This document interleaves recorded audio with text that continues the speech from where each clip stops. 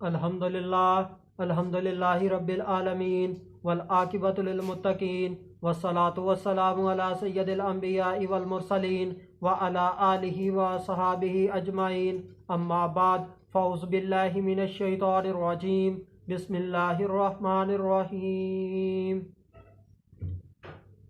تنزیلا ممن خلق الارض والسماوات العلی،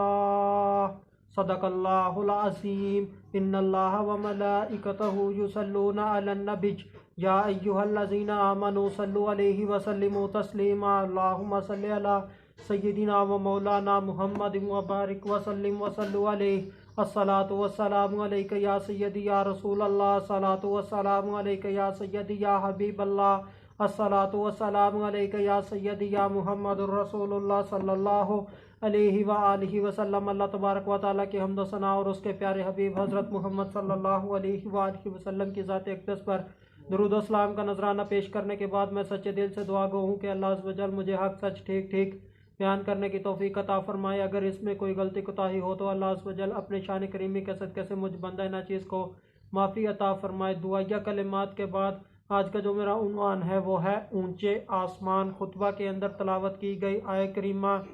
سورہ طٰہٰ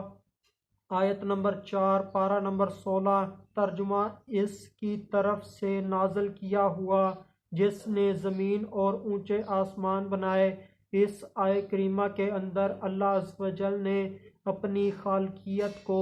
بیان کیا ہے کہ میں اتنا بڑا خالق ہوں، مجھ جیسا کوئی ہے ہی نہیں۔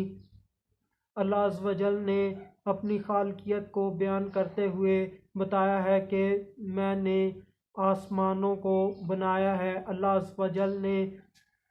7 آسمانوں کو بنایا ہے۔ 7 آسمان بہت اونچے ہیں۔ اللہ عز و جل نے آسمان اتنے اونچے بنائے ہیں کہ اللہ عز و جل نے قرآن مجید کے اندر دعویٰ کیا ہے کہ وہ دعویٰ اللہ عز و جل نے انسانوں اور جنوں کو کیا ہے کہ اگر تم آسمانوں اور زمین کی حدود سے نکلنا چاہو تو نکل جاؤ، اور یہ بھی بتا دیا کہ تم آسمان اور زمین کی حدود سے نہیں نکل سکتے۔ اس طرح کا مفہوم قرآن مجید کی آیات کے اندر ملتا ہے۔ آج کے تیز ترین اڑنے والی سواریوں کے دور میں جو 1 گھنٹہ میں نہ جانے کتنے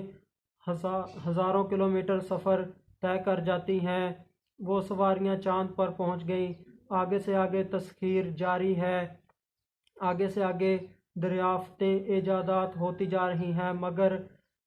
مگر کوئی بھی انسان یا کوئی جن زمین و آسمان کی حدود سے باہر نہیں نکلا، کیونکہ یہ اللہ عز و جل کا دعویٰ ہے کہ کوئی جن اور انسان اللہ عز و جل کے آسمان اور زمین کی حدود سے باہر نہیں نکل سکتا، وہ اس کے اندر ہی رہے گا۔ ایک آسمان سے دوسرے آسمان تک کا فاصلہ 500 سال کا ہے، اور 500 سال کی مسافت کے برابر ہی ایک آسمان کی موٹائی ہے، یعنی کہ زمین سے 7ویں آسمان کو عبور کرنے کے لیے 7000 سال کی مسافت درکار ہے۔ اللہ و رسولہ عالم، اور یہ مسافت 7000 سال کی کس تیز ترین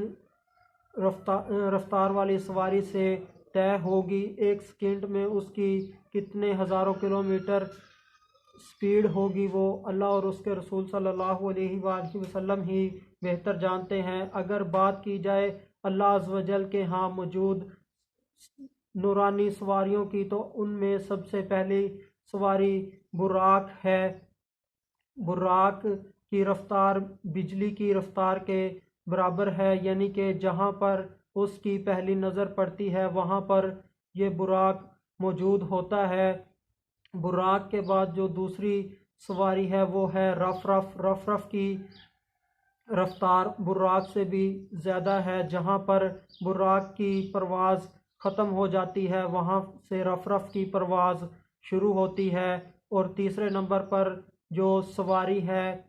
وہ اڑن تشتری ہے، اس کی رفتار براق اور رف رف دونوں سے زیادہ ہے، جہاں پر براق کی پرواز بھی ختم ہو جاتی ہے، جہاں پر رف رف کی پرواز بھی ختم ہو جاتی ہے، وہاں سے اڑن تشتری کی پرواز شروع ہوتی ہے۔ اور پھر اڑن تشتری کی پرواز کے بعد فرشتوں کی پرواز آتی ہے، ان فرشتوں کی رفتار، ان کی پرواز وہاں سے شروع ہوتی ہے، جہاں پر اڑن تشتری کی بھی پرواز ختم ہو جاتی ہے، رف رف کی بھی پرواز ختم ہو جاتی ہے، اور براق کی بھی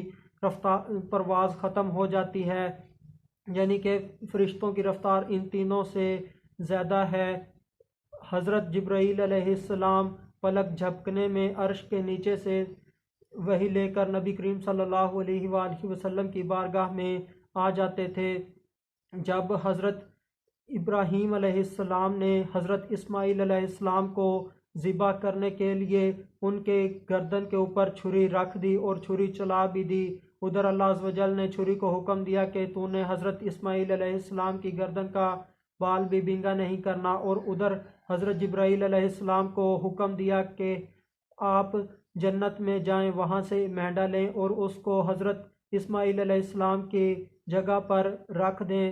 حضرت جبرائیل علیہ السلام پلک جھپکنے سے بھی پہلے وہ مینڈا جنت سے لے آئے، حضرت اسماعیل علیہ السلام کی جگہ پر رکھ دیا اور وہ ذبح بھی ہو گیا۔ بات کرنے کا مقصد یہ ہے کہ مختصر ترین وقت کے لمحہ کے اندر یہ سب کچھ ہو گیا۔ فرشتوں کی رفتار کے بعد اگر سپیڈ کے لحاظ سے نورانی سواری کا نمبر آتا ہے تو وہ نورانی گھوڑا ہے۔ بعض کتابوں میں ہے کہ نبی کریم صلی اللہ علیہ وآلہ وسلم کی آخری سواری جو معراج کی رات تھی وہ نورانی گھوڑا تھا، اس کے اوپر میرے نبی کریم صلی اللہ علیہ وآلہ وسلم نے سفر فرمایا، کیونکہ یہ میرے نبی کریم صلی اللہ علیہ وآلہ وسلم کو معراج کی رات وہاں تک لے کر گیا جہاں تک کوئی اور سواری نہیں لے کر گئی۔ اس کے بعد میرے نبی کریم صلی اللہ علیہ وآلہ وسلم نے خود ہی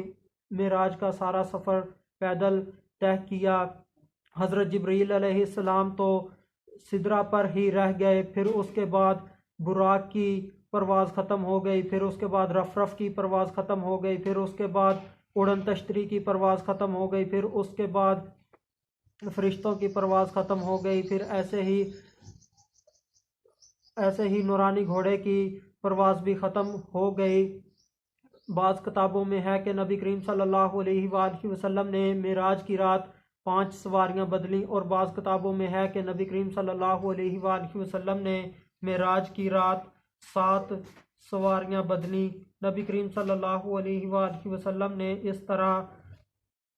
سفر کیا۔ اگر سب سے زیادہ رفتار ہے تو وہ نبوت کی رفتار ہے۔ غالباً حضرت موسیٰ علیہ السلام اپنی قبر کے اندر نماز پڑھ رہے تھے، نبی کریم صلی اللہ علیہ وآلہ وسلم جب براق پر سے وہاں سے قریب سے گزرے تو نبی کریم صلی اللہ علیہ وآلہ وسلم نے دیکھا کہ حضرت موسیٰ علیہ السلام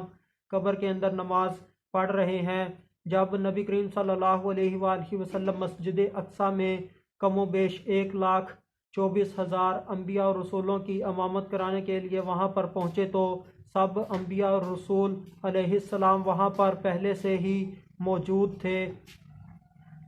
حضرت موسیٰ علیہ السلام اٹھ کر مسجد اقصیٰ میں نبی کریم صلی اللہ علیہ وآلہ وسلم سے پہلے پہنچ گئے۔ یہ ہے نبوت کی رفتار۔ میرے نبی کریم صلی اللہ علیہ وآلہ وسلم کی نبوت کی رفتار تو 500 میل فی قدم ہے، یعنی کہ اگر بات کی جائے گھوڑے کے حوالے سے، گھوڑے کی رفتار کے حوالے سے، تو وہ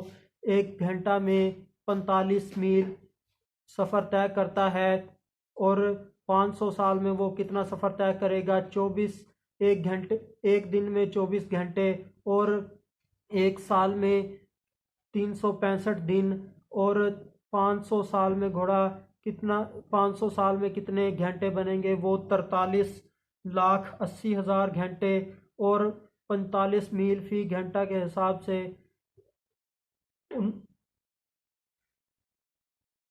45 میل فی گھنٹہ کے حساب سے اگر اس کو 45 میل کو کلومیٹر کے اندر تبدیل کیا جائے تو اس کا جواب آئے گا 29,56,50,000 کلومیٹر، گھوڑا 500 سال اگر 45 میل فی گھنٹہ کی رفتار سے چلتا رہے، دوڑتا رہے تو وہ اتنا سفر طے کرے گا۔ یہ تو گھوڑے کے طے کردہ فاصلہ ہے۔ میرا نبی کریم صلی اللہ علیہ وآلہ وسلم 500 سال کی مسافت ایک قدم کے اندر طے کر جاتے ہیں۔ یہ میرے نبی کریم صلی اللہ علیہ وآلہ وسلم کا چلنا ہے، یہ نبی کریم صلی اللہ علیہ وآلہ وسلم کا دوڑنا یا بھاگنا نہیں ہے، یہ ہے نبی کریم صلی اللہ علیہ وآلہ وسلم کی نبوت کی رفتار۔ تو یہ دنیا تو نبی کریم صلی اللہ علیہ وآلہ وسلم کی رفتار کے آگے ایک قدم کے برابر بھی نہیں ہے، بالکل مختصر ترین چھوٹی سی ہے۔ نبی کریم صلی اللہ علیہ وآلہ وسلم اپنے امتیوں کی مدد کے لیے مدینے سے جہاں چاہے آ سکتے ہیں، جا سکتے ہیں، مدد فرما سکتے ہیں۔ ہاں، معراج کی رات کے متعلق جو احادیث ہیں ان سے ایک بات یہ بھی پتہ چلی کہ نبی کریم صلی اللہ علیہ وآلہ وسلم خود بھی اللہ عز و جل کی بارگاہ میں جا سکتے تھے، کیونکہ میرے نبی کریم صلی اللہ علیہ وآلہ وسلم سواریوں کے محتاج نہیں۔ نبی کریم صلی اللہ علیہ وآلہ وسلم نے معراج کا جو بقیہ سفر طے کیا وہ خود ہی طے کیا۔ نبی کریم صلی اللہ علیہ وآلہ وسلم اللہ عز و جل کے بلانے پر اللہ عز و جل کے ہاں گئے۔ اسی طرح نبی کریم صلی اللہ علیہ وآلہ وسلم خود بھی اللہ عز و جل کی بارگاہ میں جا سکتے تھے۔ جو معراج کے متعلق مشہور ترین حدیث ہے، اس کو ہر عالم معراج کے موضوع میں پڑھتا ہے، اس حدیث کی طرف صرف اشارہ کرنا مقصود ہے، اس کا صرف چند تھوڑے سے حصے کا میں مفہوم پڑھتا ہوں کہ جب حضرت جبرائیل علیہ السلام پہلے آسمان پر گئے، وہاں پر پہلے آسمان کے دروازے پر جا کر دستک دی تو اندر سے فرشتے نے کہا کون ہے؟ تو حضرت جبرائیل علیہ السلام نے کہا میں جبرائیل علیہ السلام ہوں۔ تو فرشتے نے اندر سے دوسرا سوال پوچھا کہ تیرے ساتھ کون ہے؟ تو حضرت جبرائیل علیہ السلام نے کہا میرے ساتھ محمد رسول اللہ صلی اللہ علیہ وآلہ وسلم ہیں۔ تو فرشتے نے اندر سے تیسرا سوال پوچھا کہ وہ خود آئے ہیں یا اللہ عز و جل نے انہیں بلایا ہے؟ تو حضرت جبرائیل علیہ السلام نے اس فرشتے کو بتایا کہ وہ خود نہیں آئے، اللہ عز و جل نے انہیں بلایا ہے۔ فرشتے کا یہ سوال کرنا کہ وہ خود آئے ہیں یا اللہ عز و جل نے انہیں بلایا ہے، یہ ثابت کرتا ہے کہ حضرت محمد صلی اللہ علیہ وآلہ وسلم اپنی مرضی سے اللہ عز و جل کی بارگاہ میں جا سکتے ہیں، جس طرح ہم اس دنیا کے اندر چل کر اپنے محبوب کے پاس چلے جاتے ہیں، اسی طرح اللہ عز و جل کے پیارے حبیب محمد صلی اللہ علیہ وآلہ وسلم بھی اللہ عز و جل کے ہاں جا سکتے ہیں۔ یہ کوئی بعید بات نہیں ہے۔ یہ جو سب کچھ بیان ہوا ہے یہ معراج کے متعلق جو کتابیں لکھی گئی ہیں ان کے اندر یہ ساری معلومات انشاءاللہ مل جائے گی۔ اگر اس میں کوئی کمی بیشی ہو تو اللہ عز و جل بندہ ناچیز کو معافی عطا فرمائے۔ جو اسکالر ہر وقت یہی بیان کرتے ہیں کہ نبی کریم صلی اللہ علیہ وآلہ وسلم ہماری طرح ہیں، جوتے خود مرمت کرتے تھے، بکریاں چراتے تھے، وہ کبھی اس طرح بھی نبی کریم صلی اللہ علیہ وآلہ وسلم کی شانیں بیان کریں کہ کس طرح میرے نبی کریم صلی اللہ علیہ وآلہ وسلم معراج کی رات شب اسریٰ کے دھولا بنے۔ جس کے لیے 2-4 قدم عرش بری ہے، جس کے لیے 2-4 قدم عرش بری ہے، وہ میرا نبی میرا نبی میرا نبی ہے، وہ میرا نبی میرا نبی میرا نبی ہے۔ آخر میں اللہ تبارک و تعالیٰ سے دعا ہے کہ اللہ عز و جل نبی کریم صلی اللہ علیہ وآلہ وسلم کا مسجد اقصیٰ میں امامت کرانے کا صدقہ، جس میں نبی کریم صلی اللہ علیہ وآلہ وسلم نے 1,24,000 کم و بیش انبیاء و رسولوں کی امامت کرائی، اس کے صدقے سے اللہ عز و جل فلسطین کے مسلمانوں سے یہودیوں کا ظلم و ستم روک دے، اور جس مسجد میں نبی کریم صلی اللہ علیہ وآلہ وسلم نے امامت کرائی ہو مسجد اقصیٰ میں، اس مسجد کو تباہ و برباد کرنے والے یہودیوں کو اللہ عز و جل تباہ و برباد کر کے رکھ دے۔ اللہ عز و جل ان پلید کافروں کو اس صفحہ ہستی سے مٹا دے، جس طرح اے اللہ عز و جل تو نے حضرت نوح علیہ السلام کے کہنے پر روئے زمین کے تمام کافروں کو نیست و نابود کر دیا تھا، اسی طرح اے اللہ عز و جل میں نبی کریم صلی اللہ علیہ وآلہ وسلم کا گناہ گار امتی ہونے کے ناطے سے یا اللہ تجھ سے دعا کرتا ہوں کہ یا اللہ اس روئے زمین سے یہودیوں کو ایسے ہی ختم کر دے، ان کا نام و نشان مٹا دے جو مسلمانوں کے اوپر ظلم کرتے ہیں۔ آخر میں اللہ عز و جل سے دعا ہے کہ اے اللہ ہمیں نبی کریم صلی اللہ علیہ وآلہ وسلم کی شانوں کے صدقے سے ہماری بلا حساب مغفرت فرما، وما علینا الا البلاغ المبین۔